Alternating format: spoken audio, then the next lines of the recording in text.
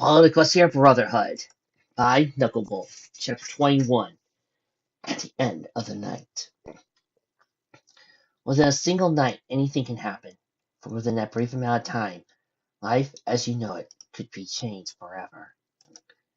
Adam came through the doorway that led to the alleyway with Breeze on his back.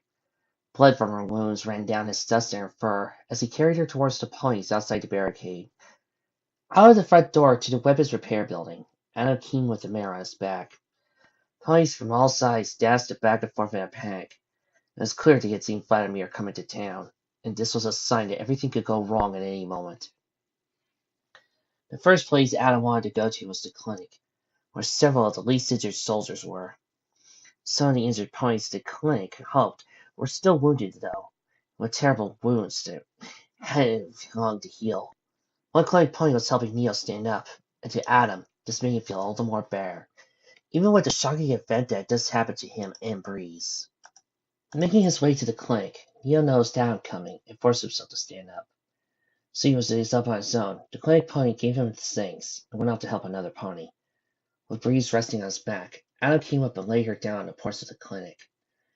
Neo's leg hurt immensely, but besides the pain, nothing was broken, and no flesh was damaged enough for him not to move. But he tried to ignore it. While Adam got her off his back, Neo felt it only right to help him with her. "What happened to her, Adam?" Neo asked, helping Adam lay her down gently. With a somber look in his eyes, Adam said, "We met Cyrus in the building while looking for ammunition. The whole town is low on it, and at least towards the barricade there won't be much we can do to fight him off." Neo stared down at the wounded mare before him and called for one of the clinic ponies to help. "She looks like she's been through hell. How did she get that way? What did Cyrus do? More importantly, are you okay?" Neo said in a worrying tone. The clinic pony Neo called for saw the mare gasp while leaning over. "By the goddesses," she gasped. "I'll go fetch some bandages and a potion or two. I'll be right back," the clinic mare urgently stated.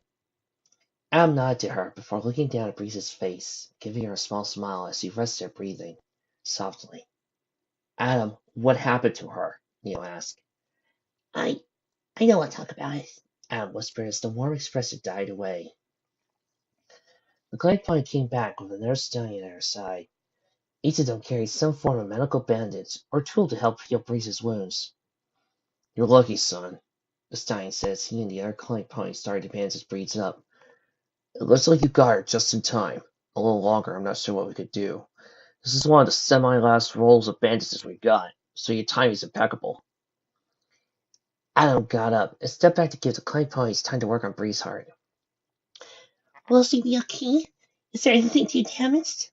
One of the mares bandaging Breeze wiped her brow aside. "Hopefully, kid. We'll just have to wait and see." With that, Adam decided not to say anything, because for the moment she was safe, and that's what mattered. Tal and Tail were watching from the corner of the barricade, eager to see what happened next. You could see the whole street beyond the barricade, and on the very center of it stood Emperor Vladimir, with his lieutenant covered at his side. The two didn't do anything but stand there in the street, looking directly at the barricade as if they were waiting for something. Cherry was rushing back and forth, trying to help organize the town so that every pony didn't get flung into a complete panic. "Sharp Milk, go to Sarah. Red, keep an eye on Vlad. Songbird, take 3 ponies to get the severely wounded to the main hall. Hurry, go, go, go!" Cherry was about to sound another command until the sight of Breeze being bandaged caught her eye. In that instant, a chilly sensation went down her spine, as panic and shock befell her. Hurrying to the clinic, she went over to the mare where the 2 clinic ponies were working on, and urgently leaned over the pony before them. Her eyes wide as the now bandaged Breeze heart lay resting on the old wood porch of the clinic. Falling on her haunches, she looked over the blood-stained rags that covered her legs and body. What happened?" Al lowered his head, his ears flattened. "I'm sorry, Terry."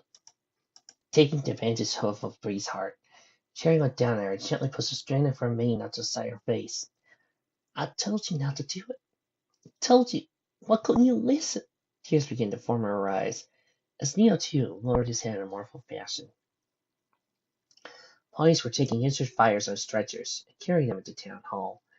Cool Blue and the sheriff helped move the injured back as well, while the others got what ammunition they could find and peppered themselves along the barricade. Finally, 2 ponies with a makeshift stretcher came along and took Breeze. Letting go of her hoof, Sherry said goodbye while they carried her off into town hall with the other severely injured. She stood there, with both brothers on both sides of her. All the wounded were carried. Just left few able ponies to fight in the town. For what once been an armed force of more than 100, was now counted down to merely 20. Of course, this excluded those who were inside town halls, and the miners digging their only hope of escaping. Red Glare watched the Emperor and his lieutenant from atop the barricade attentively. Several other militia fighters got along top of the barricade as well. Once every other fighter was positioned well on the barricade, they had waited for the legion to make a move. Then, as if the voice of thunder itself spoke, Vladimir addressed the town. Though as the Emperor spoke, his voice had a faint hint of sympathy and kindness to it. Citizens of Arcanum, hear me speak. For hours now, both of our sides have spilled blood in the name of our ideas. I say no more. Let us lay down our arms and come to an agreement. That way, there will be no more blood spilled on the road of your fair town. As soon as the Emperor was done speaking, he waited for a response from the citizens of the town. No one along the barricade spoke, even as Adam and his brother made their way to a spot on the roughly built wall of junk. They remained silent. To the townsfolk, the very thought of speaking could be a sign of weakness. And even though the thought of fighting stopping now was wonderful, it was only a clever trick, one that the ponies of Arcan would not fall for. Please, Vladimir called out with worry in his voice, do not do this to yourselves. You know as well as I that you are in no position to fight me. So let the fighting stop. Do what any sensible pony would do and lay down your arms. Taking his right hoof, Vladimir gestured her next to his green metal breastplate. I promise, no harm will come to those who cooperate with us. I swear. The pony, Red Glare, was nervous. Biting his left hoof in fear, the pony whispered quietly to him, Red, why don't we do what he says? I mean, we can get out of here. Just look at all those soldiers. We can't win. This is our chance. We need to. Red Glare quickly put a hoof to the frightened pony's mouth to show him up. Just shut up. Just what? If we don't give him an answer, it might buy us time. The once warm, friendly glow that Vladimir had soon disappeared as he waited for a reply. In a dark, almost threatening tone, the Legion Emperor said, Fine. I see how this game wants to be played. Just know that I am a kind leader, and I have faith in your townsfolk. If you don't respond within the next 5 minutes, well, I will be as kind the second time around. With that, he turned towards the Legion's iron-minded barricade on the other side of town, mostly for his lieutenant to follow him. As the two Legion ponies went back to the fortifications at the town's gate, Comfort curiously wondered what the Emperor was planning. In a low, whispering tone, Comfort asked, Sir, what are you doing? I know you might mean well, but your actions are puzzling. Chuckling quietly to himself, Vladimir replied, It gives them hope. And to let down their guard coming up with a plan. I want you to take the iron wagons behind our barricade and go around the town. Take several troops with you. Some of the demolition technicians too, and have them blow the back wall and attack from behind. Once they give me an answer, you'll storm them from directly in the front of the barricade and from behind. It'll be the last thing they saw coming. Cover saw what was happening, and while rubbing his chin thinking about the plan, he grieved. I see, my lord. So you want this to be over quickly, correct? When did you surrender? What shall I tell the troops? Tell them they don't surrender. Kill them. As he continued walking, he looked around the smoldering ruins of the town. They've lost enough as it is, and this town isn't even worth saving if they resist. Did you surrender, sir? The voice that echoed hissed at Vladimir's mind and lightly cooed to him. Take those there, loyal, and kill those who would disgrace you and your authority. Why kill them, of course. However, take the few that did not fight and put them into custody, especially the children. They could prove helpful in the future if they were to raise them under our rule. Both halted at the metal barricade the Legion controlled on the other side of the street. When Grace's bow, Covert said, It will be my done, my lord. Respectful glare, the large crimson stallion looked down at his officer. Good. This ends tonight, one way or another. Red and a few other fighters, including Neo and Adam, came down from the barricade to discuss their next plan of action. There were a few ponies left, based on the number of Legion soldiers on the Iron Wagon barricade. It's clear they had troops to spare.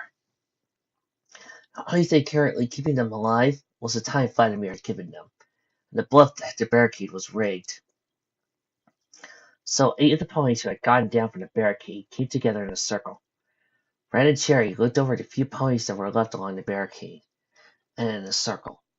Cool Blue, Adam, Neo, the sheriff, and some of the other fighters were amongst the group. Tattle and Tail were running along the bottom of the barricade, giving ammunition to the ponies, even though the ammunition was little nothing. The two felt proud to help in the effort. So, this is it, huh? Red stared, looking at the group. Looks that way, Neo replied. All the ponies looked tired, worn, bandaged, or worse, and to think about fighting more was simply terrible to imagine. Light had started coming back into the world, for the world around them started to gradually become a faint gray. Daylight itself seemed sad, because it didn't even transition to the usual orange glow that came from the cloud-covered sky above in the morning. Amir, whose head was low, realizing the position, asked, So, what are we going to do? Neither Red nor Cherry had spoke. Instead, they all sat silent. That is, until Neo spoke up. How long until the tunnel's done? Red Clark asked out with tired eyes. I'm not sure. It could almost be done, or half done. There's much what we could do to find out. Unless Iron Vade or some other mire came out, it would take forever to get information on the progress. I looked down at the town hall behind him, remembered what the town council had discussed. He recalled that the building was strong, and the event of a last stand could take a serious beating. Then he recalled the bluff about the barricade being rigged. We could put the grenades on the barricade, Adam suggested. Then that will give us time to fall back to town hall. One mare, whose face was covered in gunpowder smudges as the dart, spoke up. And what's so bad about giving up? He said he won't kill any of us who lay down our weapons. Why not just give up? Neo shook his head. After all this, I doubt he'll just let us lay down our weapons and walk away. If we're going to leave, we need to do it soon. Quitting is not an option. But we can't win, the mayor exclaimed. Look at all those soldiers. There's no way in heaven or hell we'll make it out alive. Shut up! We're gonna make out this. You'll see. Red's not there. I like Al's plan. It'll buy us enough time to get back into town hall. We've still got time to gather all the supplies we can and set up the trap. Looking at the ponies in a circle, Red Claire felt deep down inside himself that this might be their last chance to escape. Because when it boiled down to it, all that was needed to buy Myers time. Time.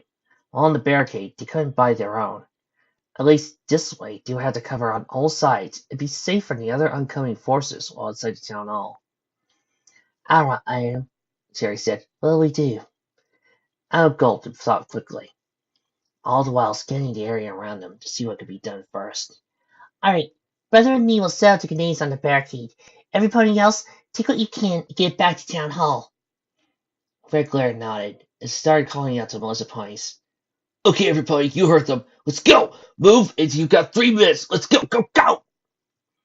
Breaking into groups, the last of the defenders of Arcan spread out and went into each building, taking the first thing they saw that was worth of any value.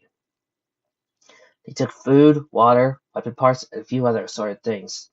Though ammunition was scarce, if they were to make a last stand, they would need ammunition. From across the road on the other side of town, Covert looked at the large wall with stored junk and waited. To his left was Vladimir, who, without blinking or breaking focus, stared at the only thing dividing him from the last defenders of town. As time passed, Covert looked at the watch he had every now and again to see how much time they had left before asking an answer to the Emperor's proposal. It's almost time, sir, Covert said with a watch. Vladimir cooed. Then we sort to keep them waiting, shall we? Indeed, Covert replied, mostly for troops to get ready to follow him. Soldiers along the Legion barricade loaded their weapons and positioned themselves ready to march. Each Legion soldier stood side by side along the shredded makeshift metal barricade, to mask any fear or anxiety that might be on their faces, giving them a look of pure courage, like machines made for battle, or that without hesitation would gladly die in the name of their emperor. Vladimir, along with tens of soldiers, came marching down to the main street of Arcannon.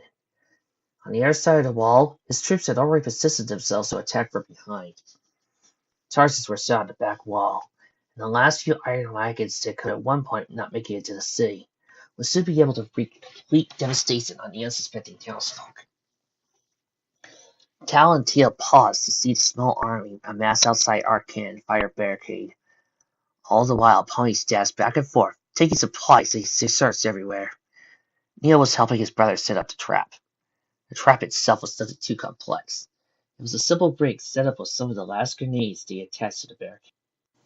The detonators had been removed, and the units was ready to fire in a little less than a few minutes. Ham assumed that as soon as their answer was given, the Legion troops would storm the barricade, regardless of Red's bluff. It was calculated that the time would take for the soldiers to get over the barricade and the bombs would go off.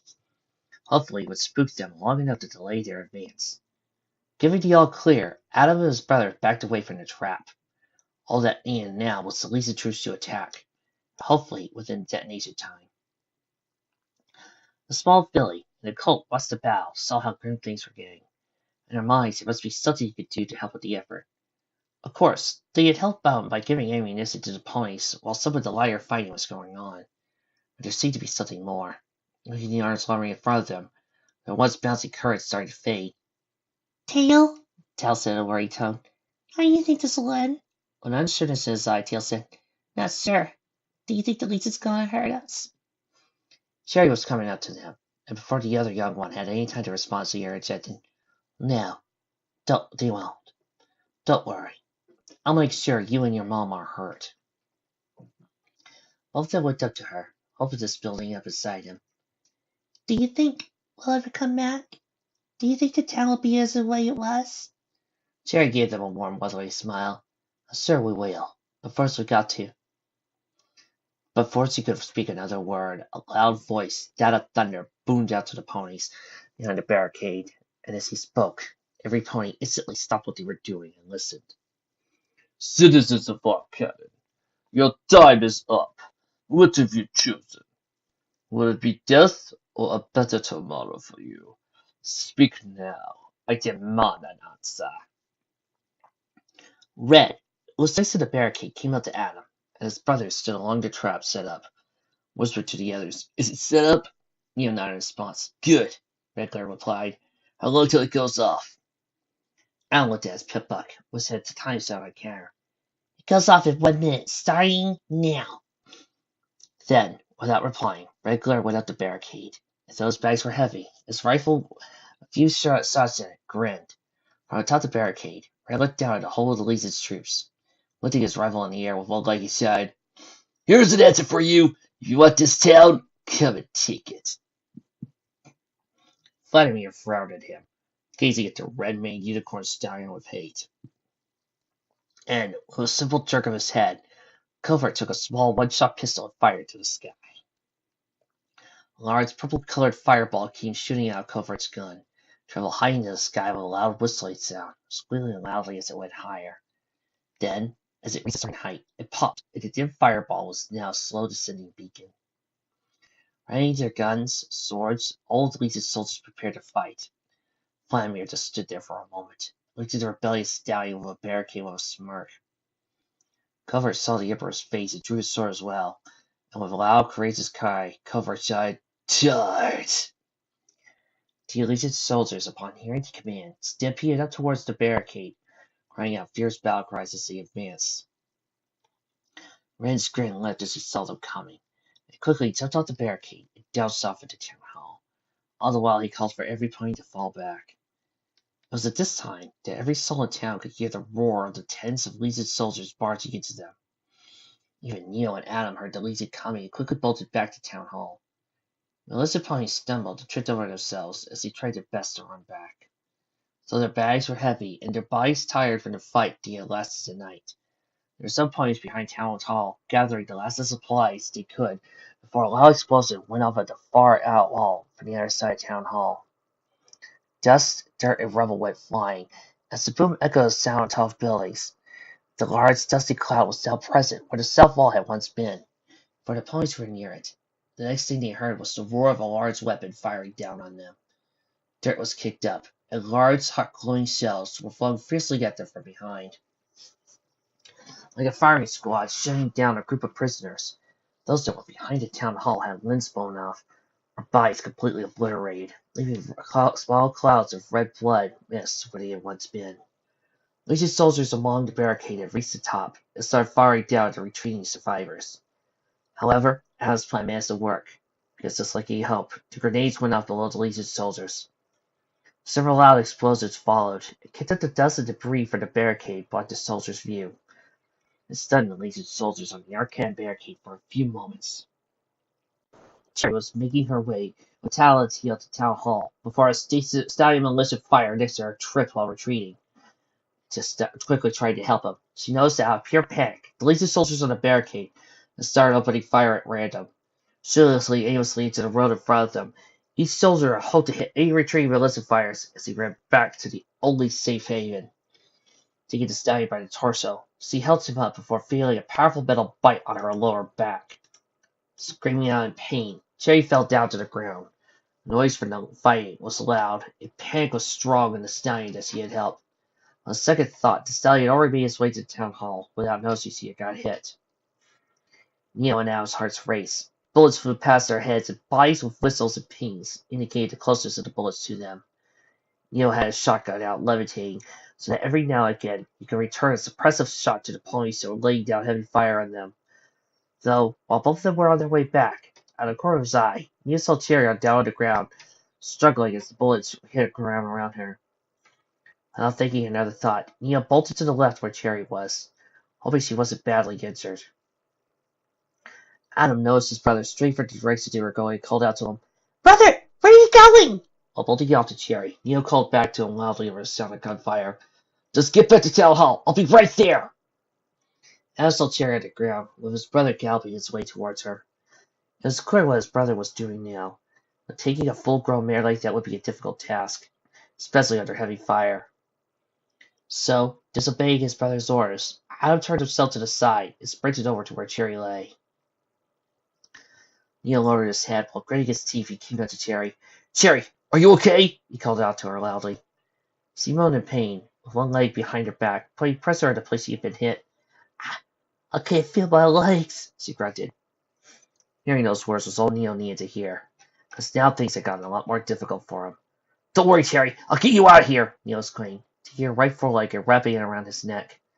Her bags were full of supplies while he picked her up for position. He struggled, as her weight was far greater than he had expected. Grunting and straining himself to pick her up, he suddenly felt her weight drop, like Cherry herself being lifted by some other force. Looking to his side, he could see Al's foreleg around her as well. Al smiled at him, while helping his older brother take her back to Town Hall. Now with the mare at both their care, they took her and moved as quickly as they could to Town Hall. It was hard. The bullets clipped and scratched them as deadly shots sporadically flew in all directions. They were a little less than a few feet away from the door of Town Hall, with Cherry in their hooves.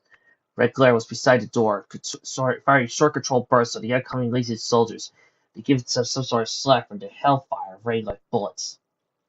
And, with a small leap, the two brothers and Cherry went to the hall. Red Glare, however, made sure that everyone that was out on the street was in it before jumping to the side himself. Right as he jumped in, one pony slammed the door behind him, while two others took several small tables or chairs and barricaded the door. Neil and Al were panting, and with careful, slow movements, they laid Cherry down in a nice, relaxed position on the ground. Neil looked around the hall and called out to many ponies that were in the building, "Can we get a medic over here? Cherry's being hit, and she needs help." On saying those words, three ponies came out of the crowd, inside the print crowd, came over to Cherry. One of the ponies pushed, and some of the other citizens out of the way madly to see Cherry. This pony was the mayor. Tears built up in her eyes as she approached the resting mare on the dust-covered wooden floor. "Cherry!" she gasped, putting her hoof over her mouth in disbelief. "Cherry!" she cooed once more, falling down to her haunches next to her wounded daughter. Wrapping a single hoof around her daughter's face, Neil stood by his brother and gave the two room. Legion soldiers could be heard outside the building, moving and searching for a way in. The barricade entrance creaked. The soldiers pushed, tugged at the door, hoping it would buzz open. The two ponies that came over to Cherry with the mare sit down to Cherry. This before gently moving her body to the side so they could inspect the wound. The mare was low, horse small, round cheeks. Is he all right? She coughed in the middle of her quiet sob. Nia's tone was low, mournful. I don't know. I just hope we got to her in time. Brotherhood saw what happened when it did. She might have still been out there. Adam added with the same tone of voice. Red Glare, Cool Blue, and several other ponies had their backs against the barricade on the door, trying to keep it back as well as they could. The room itself was filled with ponies, most of which were unable to fight. Those souls had paid dearly to be living, for some had no legs, no forelegs, or no type of huge injury that would have affected them greatly. Even the ground itself was littered with bloody rags and small boxes upon which colts and fillies too young to fight sat with their parents. It was a sight that not even an old war book could depict. The longer they sat there, the more the Legion came up with ideas to get in. Adam even heard one Legion soldier cry out to get a battering ram to help break down their door. At least, this is what he thought they had said.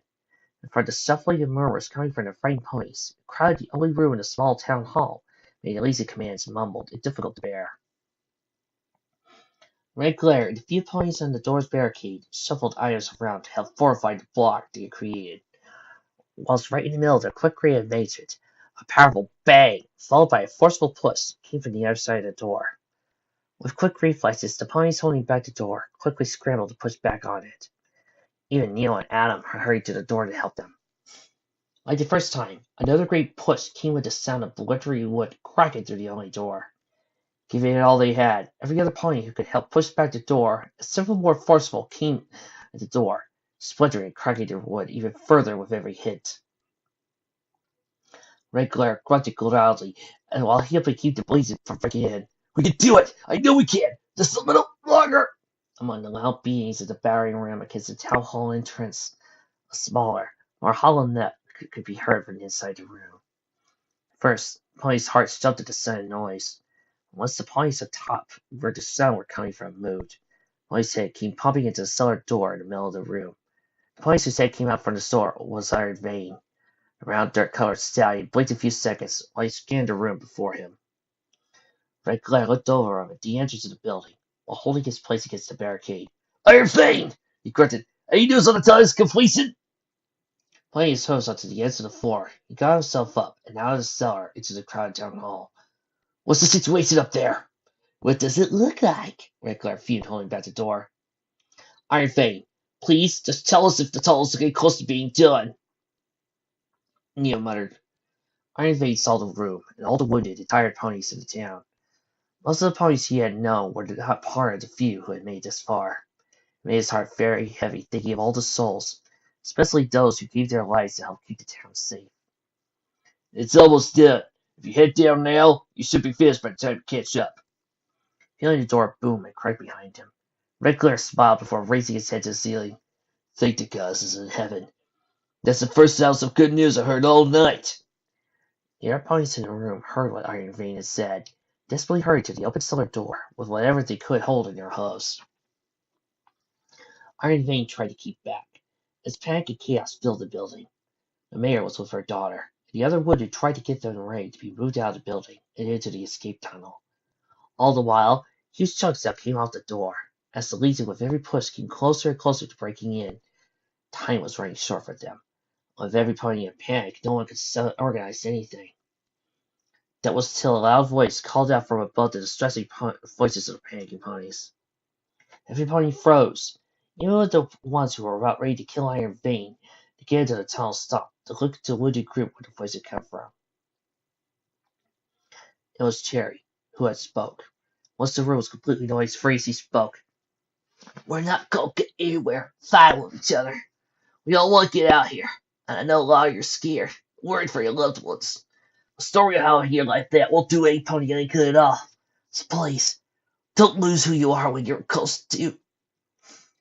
She closed her eyes once more, and she went limp as her muscles relaxed.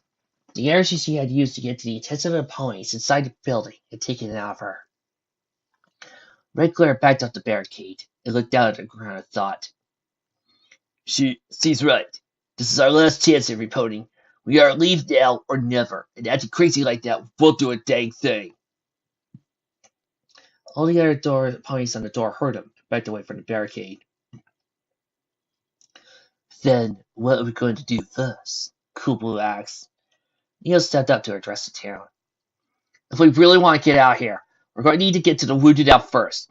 Once they're down in the tunnel, we'll get the children and their parents down there as well. And, if we hurry, we'll all get out here. Looks of determination could be seen in the eyes of the ponies in the room. It was all their goal to get out, and finally be rid of the Legion. And here it was, the golden moment. Red Glare looked out at the group with a warm, encouraging smile, clapped his hands together fast. You heard him! Let's go! Let's get the wounded on stretchers! Get what supplies you can, and line up on the wounded. We need to get out of here. 3 minutes! Let's move! Move! Move! Move! Ponies took what they could with what they could. Some put personal items in bags, while others put items wrapped up in cold linen baskets. Though many of the ponies were already ready to leave into the tunnel, for most of their major possessions were simple. Some had their families, while others had small cans of food or a bag with them. The few that already gathered what they needed to offer blankets. It cost the clank ponies to make stretchers. The clank ponies themselves tore off table legs, or anything that was long enough to carry a pony. The stretchers had already been made beforehand, were already below the ponies who were too injured to move on, taking those whose limbs were too injured to move, or taking it by any pony they could. Even the ambitious young ones, Tal and Teal, offered help with moving the injured ponies. However, other than carrying the supplies, there wasn't much they could do. Neil and his brother helped put some of the objects on the door, so it delayed the Legion, who still beat and pounded on the door with a battering ram, trying desperately to gain entrance. Iron Fang didn't help, though. Instead, the Iron Pony watched as many of the townsfolk started to descend into the cellar. Was led to the tunnel he and the other miners had been digging. There was a small hunting rifle next to his hose. While staring at it, he thought to himself. In his mind, he pondered everything that had happened, what life would be like outside. It didn't take long for the ponies in the room to gather what they could. Once they got most of the supplies, they could carry one by one ponies down into under an escape tunnel the town had so desperately fought for. Now was the moment. Once all the ponies, especially those injured, were down inside the cellar, only the sounds of the breaking door and chants of the Legion soldiers could be heard. Neil and Adam stayed up with Red Glare near the entrance of the cellar, so they could help ponies down.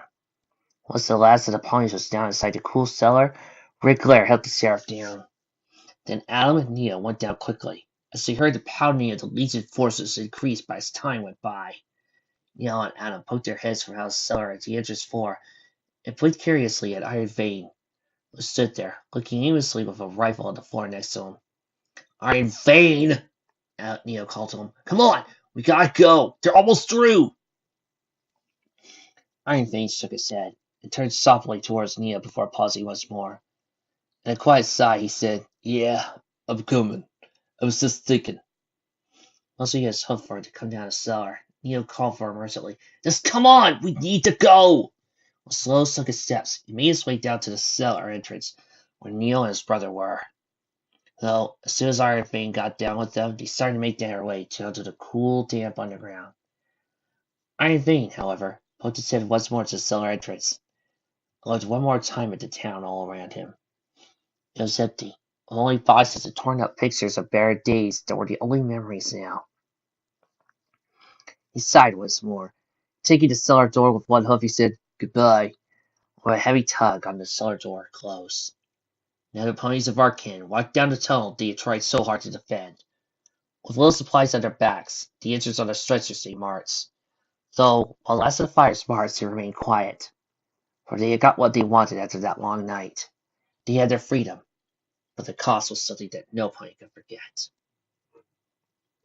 It was early morning, and the air outside was cool. There was no wind, or anything to disturb the calmness of the morning.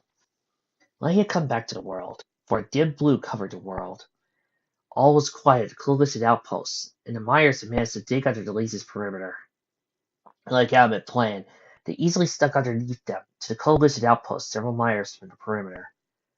The outpost, which the former Arcan residents resided, had a large lookout tower of an old bus stacked up so it was standing vertically in the center of the outpost.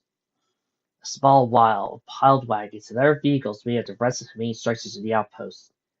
Tents and storage crates were also lined up against the outpost wall. Though at a distance, it would seem like the outpost itself would be deserted or occupied by salvagers. However, this is not the case on the inside. You know, there are days when I'm admired and in awe of post-apocalyptic wasteland building supplies. I mean, have you ever noticed how varied these things get? They're either made out of old missiles, aluminum foil, or stacked up vehicles. You wouldn't think that in the wasteland you have time to, say, get a bus, look at it and go, this might make a good lookout tower, grab a bunch of ropes, and pull it vertically? You wouldn't think. Or that the nuclear bombs, when they hit, made them land so perfectly you could set that up. It's utterly amazing to me.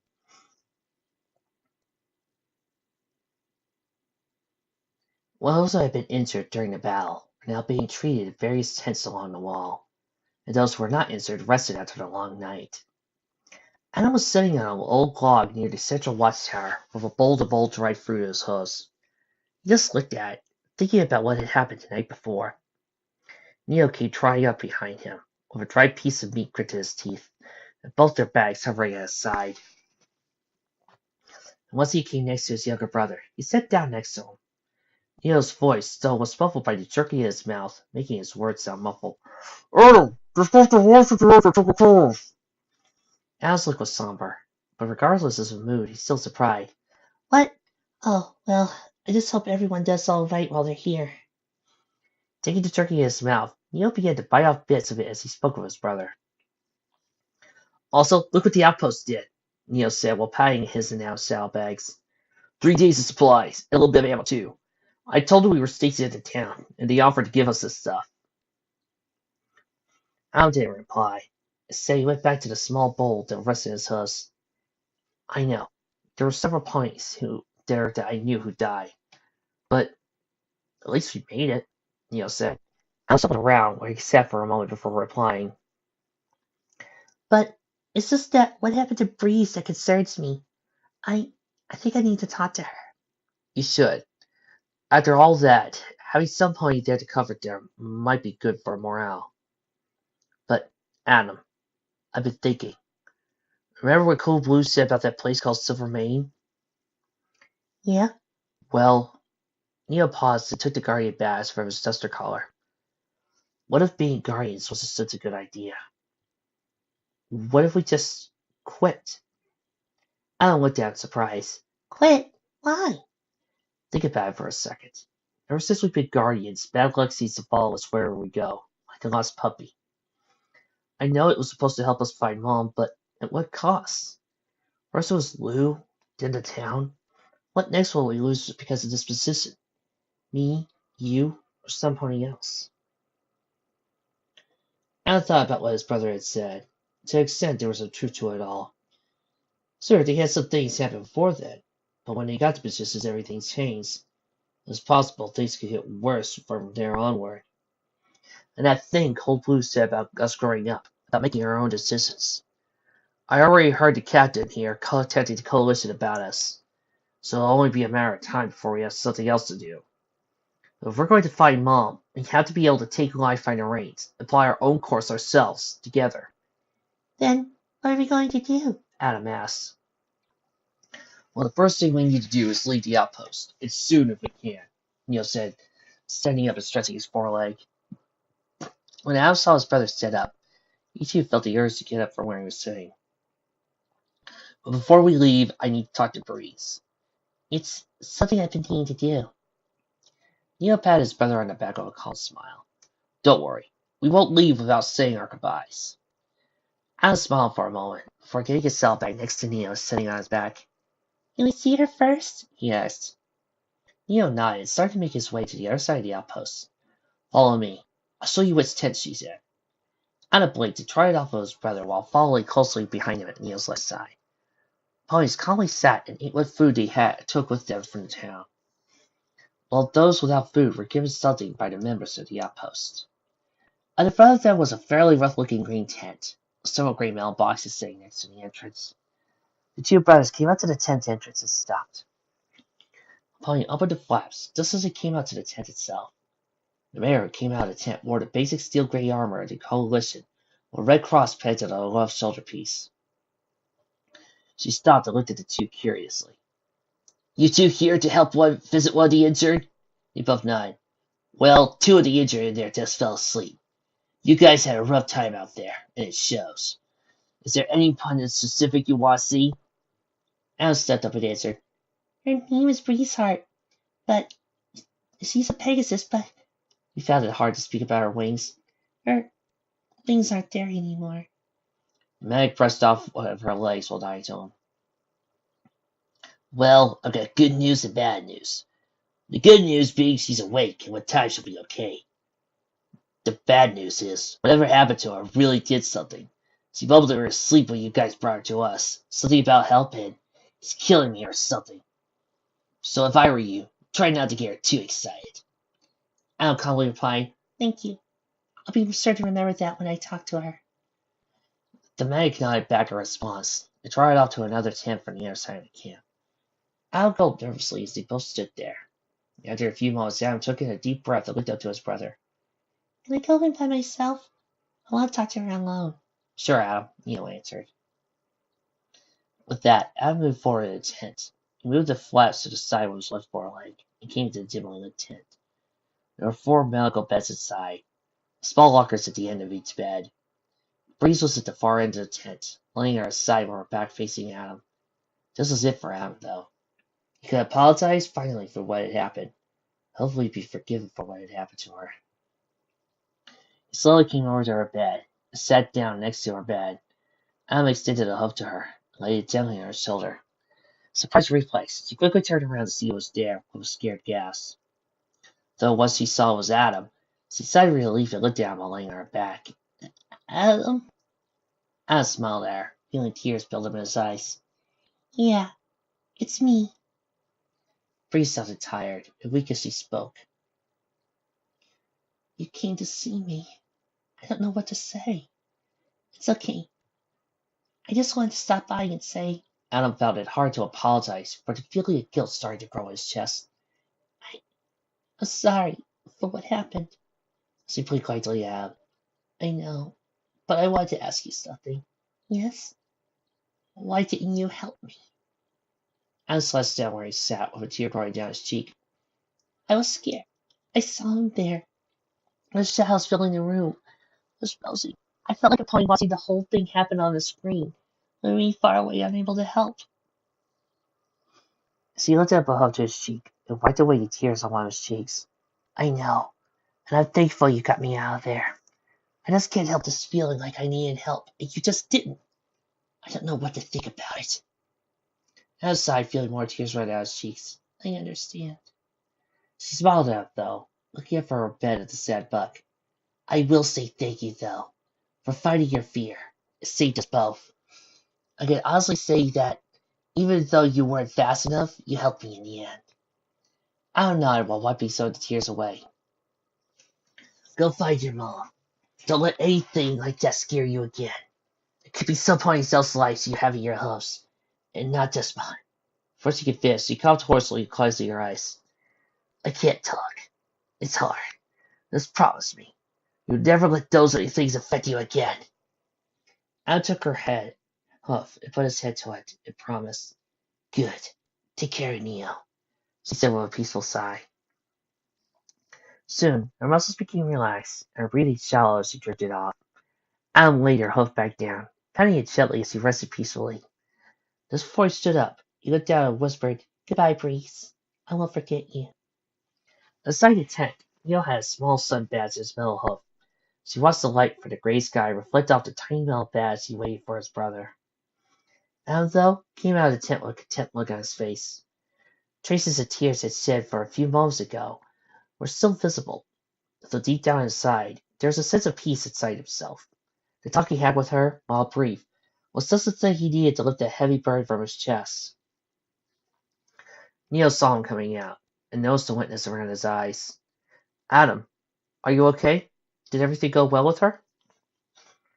Adam sniffled faintly, with a small file on his face as he nodded. Yeah, it went well. Are you sure you're okay? Yeah, Adam replied softly. Well, that's good to hear. I hope she gets better. She will, a voice said from behind him. Neo turned around to see who it was. and to his surprise, Red Claire was standing right behind him. I talked to the doc who was working at the tent earlier. She says she'd be fine. Don't know about Cherry and some of the others, though. Hopefully things will turn out fine for them, too. Both brothers noticed he was loaded with bags, and armed with a rifle that hung at his side. We can all hope that things will turn out for the better. We made it this far, and I don't think those who got injured during the fighting will give up just yet, Neo added. We can hope. As for those of us that are okay, we're moving out. Red sighed smoothly. Is that why you packed like that? Yeah. Most of us are just going where we think is best. I have some family in Ironhoof, while some are just going to wait for the caravans to stop by and join them. What about you? Adam asked. Well, when I was thinking about all those good folks who died for us getting this far, they died so we could make it out and live freely. The best I could do to honor them is remember their sacrifice and live the best I can. So to tell you the truth, I might head down to Mayton. I heard it's fairly quiet there, minus the raiders and such. Mayton's a nice place. You'll be happy there, Neo added. Then I'm making the right choice heading there, Red Claire said before walking out towards the gate of the outpost. Though, Neo stopped him just as he started to walk off. Red, one last thing before you go. What is it? Did Stark not leave already? Yeah, heard say he was heading north somewhere. Says he's got family up there or something. I see. Thanks again, Red. And good luck out there. Red Claire nodded back to both brothers. You too. Good luck finding your mom. If you're mated, don't hesitate to find me, he said before continuing to the gate. Adam smiled at Red Claire as he walked towards the exit. I hope him and the rest of the town does okay. Yeah. But before we head off, too, I need to say goodbye to one more pony. Carrie? Adam added. She was a good leader and a good friend. I hate to leave her before saying goodbye. What tent do you think she's in? Neil scanned the area around them, pointing out to the tent at the far end of the outpost wall. Let's just start from there and work our way down. I've got to see her. So starting from the farthest tent, both of them poked their heads inside each tent and scanned them for Cherry. The first few tents they had looked into, only a few of them had injured ponies. None of which had the mare they were looking for. But just as they came to the tent nearest to the gate, they saw the mare. The mare herself was sitting on a box next to her bar's bedside, crying soft sobs to herself while muttering quietly. Adam and Neo took their heads out of the tent and stood back. I'll let you out here if you want, brother, Adam said. Thanks. I'll see if the mayor will let me talk to her. Wish me luck. She doesn't look like she's in the mood to talk. Adam motioned his head to the tent, while stepping back for his brother. Neo took a large gulp and hoped for the best. If all went well, he could at least say goodbye to her. One thing he wanted to do was say goodbye. Neo came inside slowly, carefully when White Hostess was coming closer to where Cherry lay. Mayor? Neo muttered softly. She turned towards him, eyes stretched with tears. What is it? Neo inhaled deeply before speaking. I wanted to see if I could speak to her. The mayor didn't answer. Mara hesitated for a moment before turning to her daughter in bed. She's asleep, she stuttered quietly. But before Neo could say anything, she continued in a heavy tone. You know, this is my fault. I should have done something in the beginning, when it all began. I was so scared for my town, for my daughter. I gave in without thinking. You came in and killed the coalition defenders stationed here. When they were done, though, Cyrus came up to me and told me he could make a deal. A deal that would keep the town and citizens safe from the law of the Legion. It didn't take me too long to think about it. And the deal was that if I reported any rebellious activity to the town, he wouldn't have had the townsfolk unhurt in any way. But every day they would come and demand more and more from us. And each day, we would give in fear of them. If we wouldn't give anymore, he started killing ponies so there would be less mouth to feed. Kept taxing us as he had before, yet I still helped him. I reported on the rumors, the rebellious attempts. I can't tell you how I feel about it. Even my daughter started resisting the Legion. And something wasn't going to be soon, I was going to lose her. It all changed when you came, though. Everyone's hearts were alive. And hope came back once we heard the coalition remembered us. Just look what hope did for us. It could have been avoided. Prevented. Not even a threat if I wasn't so afraid to act in the beginning. We had the numbers, had the force to stop them. Mary looked hard at her daughter's resting face with a smile, tears rolling down her cheeks as he continued. I just wish I could fix it all.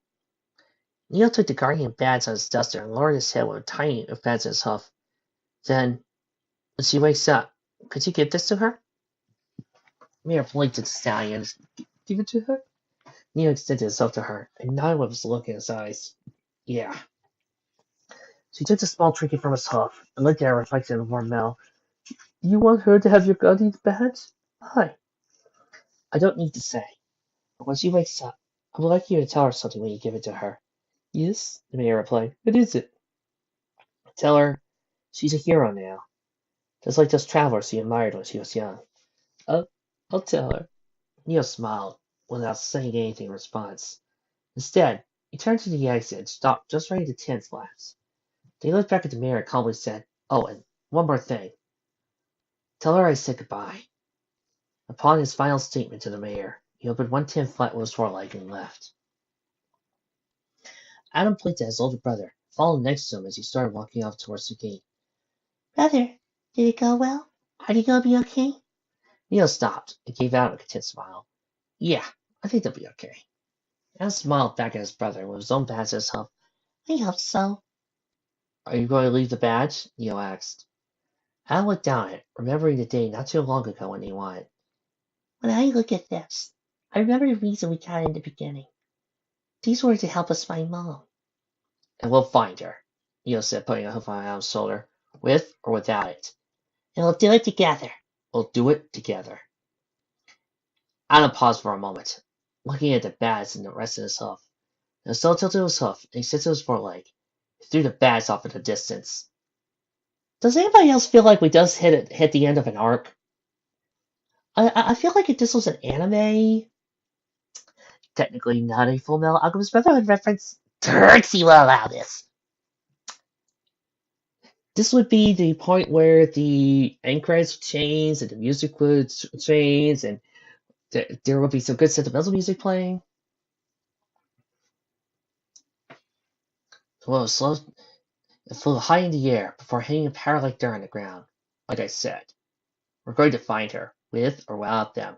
Neo stated once more. You have an idea of where to go? Neo nodded, facing the gate of the outpost. Yeah, we're going to Silvermane. We're going north. Footnote, level up.